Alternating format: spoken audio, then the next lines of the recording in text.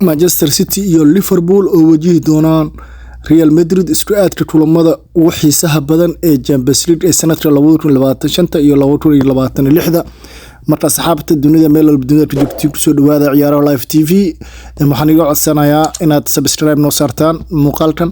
sidoo kale noo sheegay channelka like noo saaro tumaasta xil ciyaareedkan waa markii ugu horeysay lix kooxood oo Premier League ah ay ka qayb galaan hal mar tartanka Champions League taas oo sanadkii hore loo bedelay nidaam cusub 36 kooxood kooxaha Ingiriiska ma kulmi doonaan ilaa ay gaaraan wareegga budbaxa ama knock out-ka sida loo yaqaano waxaa durbo muuqda in Liverpool iyo Man City ay wajihi doonaan Real Madrid halka Tottenham iyo Newcastle ay ciyaari doonaan PSG oo difaacanaysa koobka jadwalka kooxaha Premier League oo dhameystiran ayaa muuqaalkan aan faahfaahin doonaa haddii intana soo gaarto muuqaalka like noo saar subscribe haddii noo ahayna fadlan subscribe noo saar waa tumaasitiin asxaabta ciyaaraha jecel jadwalka kooxaha Premier League kooxda Liverpool ayaan hor bilaabayna Liverpool waxay wajihi doontaa 8 koox walba waxay dheeli doonaan 8 kulan ay dheelayaan 8 kulan marka afarna waa minan afarna waa marti marka afar guri home way afarna away sida dadka qaar u yaqaanan aan ku bilaaway kooxda Liverpool ciyaarta koowaad waxay la ciyaari doontaa oo gurigeeda Anfield ah kooxda Real Madrid halka ciyaarta labaad ay la ciyaari doonto away ah oo Inter Milan halka ciyaarta saddexaad ee Atletico Madrid ee gurigooda ku marti qaadi doonto ee Anfield halka Frankfurt ay away u aadi doonto sidoo kale PSV Eindhoven ee kooxda PSV oo ka socota wadanka Netherlands ayaa iyadana gurigeeda ay macnaha ay Liverpool home-keeda waa Anfield sidoo kale Marseille ay away u aadi doonaan Karabakh kooxda la iyadana waxay Anfield ay imaan doontaa Galatasaray waa kooxda sideedaad waxay aadi doonaan away ay last game away way sidoo kale Manchester City aan dulmaro Borussia Dortmund ayaa guriga Man City imaan doonto halka ciyaarta labaad ay away u aadi doonto Real Madrid maadaama ciyaarta kulan koowaad ay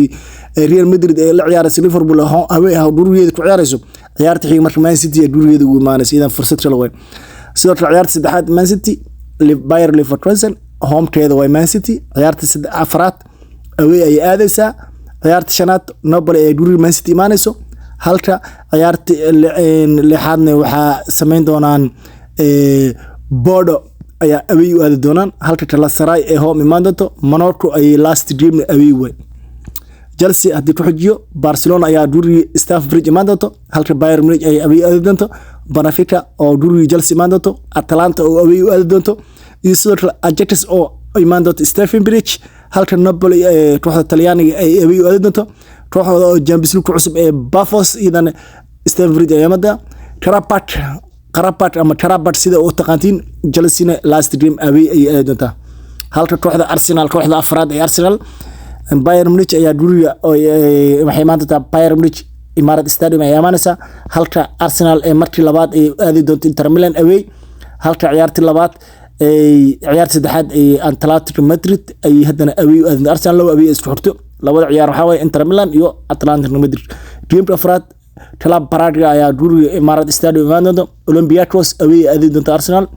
Slavia Praga iyadana home ay imaan doonto Emirates halka kooxda Champions League cusub ee Created Almaty iyadana ay away u aadi doonto laakiin last game Arsenal Atletico Bilbao waxay imaan doontaa Fly Emirates ay imaan doontaa halka kooxda shanaad ee Tottenham Hotspur Borussia Dortmund ay home-ka Tottenham imaan doonto halka Paris Saint-Germain away aadi doonto Villarreal ayaa home imaan doonto halka Frankfurt ay away aadi doonto Slavia Prague home ay imaan doontaa Bodo idan away aadi doonaan Copenhagen sidoo kale waxay imaan doontaan kooxda Tottenham home-keeda ay imaanaysaa Monaco ay away aadi doonaan last game halka Newcastle United idan waxaa gurigeeda u imaan doonto Barcelona halka ciyaarta labaad ay aadi doonto away labadaas kooxood labada team wada diin ciyaarta saddexaad Benfica ay guriga Newcastle imaan doonto sidoo kale ciyaarta afraad Bayer Leverkusen away aadi doonta sidoo kale PSV Eindhoven away home-ka Chelsea home-ka oo Newcastle imaan doonta halka Marseille ay away aadi doono halka Atletico Bilbao ay imaan doonto Doona Newcastle United halka Union SG ayagana ay away aadi doontaan kulamadaas waa kulamadii ay jilixda kooxood ee Champions horyaalka Premier League ka socda ciyaarayaan kulamada ugu horeeya waxaa la ciyaari doonaa 16 September ee 2025 halka wareegga ugu dambeeya ay durubyadana la ciyaari doono 28 Janaayo ee 2026 jadwalka faahfaahsan ayaa la shaacin doonaa maalmaha soo socda anina maalmaha soo socda iyadoo muuqaalka dhameystiran ayaan soo gudbi doona insha Allah iyo sidoo kale waxaan eegi doonaa qorshaha cusub ee Uefa Champions League Uefa macna xiriirka kubadda cagta ee Yurub sida gaar ahaan Uefa Champions League qaabilsan ayaa iidan qorshe cusub ay soo turiyeen qorshahaas cusubna insha Allah muuqaalka ayaan sheegay la kada dulbar doona qorshahaas oo ah kooxdii oo sida hadda tusaalahaan Real Madrid iyo Liverpool waa markii labaad ee tartankan cusub ay hadda ku kulmayaan laakiin labada mar baqtan nasiib Liverpool ayaa guuleeyay heshay laakiin marka saddexaad ee sanadka xigo haddii tartan qortuur la sameeyo isku soo aadaan baqtan nasiib Liverpool haddana Anfield ku hesho marka saddexaad markaas waxa si sharci u bedel doonto si sharci ahaan UEFA ayaa bedelayso waxay ku bedelaysaa waxa la aadi doonaa garoonka waxa la aadi doonaa Bernabeu sababtay tahay saddex mar isku xigto hoo ma noqonayso saas ay qorshaas ku soo direen UEFA Champions League qorshaas ay soo direen sidoo kale kooxda Arsenal ayaa haddana kulankeeda labaad ee hadda sanadkii hore hadda waxay ciyaartay Atlanta Madrid waxay Real Inter Milan ay u aaday halkaas haddana ciyaarta labaad haddana ay u aaday Inter Milan laakiin toorey dambe sanadkii xiga hadii Champions League ay isku duro ay saacamal isku game noqdaan isku Batman haddana baqtan nasiib Inter Milan ee duriyada home ratio laga ma yeeli doon iidane waxa la sameyn doonaa garoonka Arsenal Fly Mart ayaa la iman doonaa marka qorshaas cusub UEFA ay soo dartay insha Allah wararkii suuqa la iibsiga oo xamaasad meel fiican marayso iyo xaalad Isak iyo Fernando oo Jalslow iyo Gerson oo ku biiri kara Bayern Munich iyo muuqaaladaas iyo wararkii ugu dambeeyay suuqa la iibsiga ciyaartooyda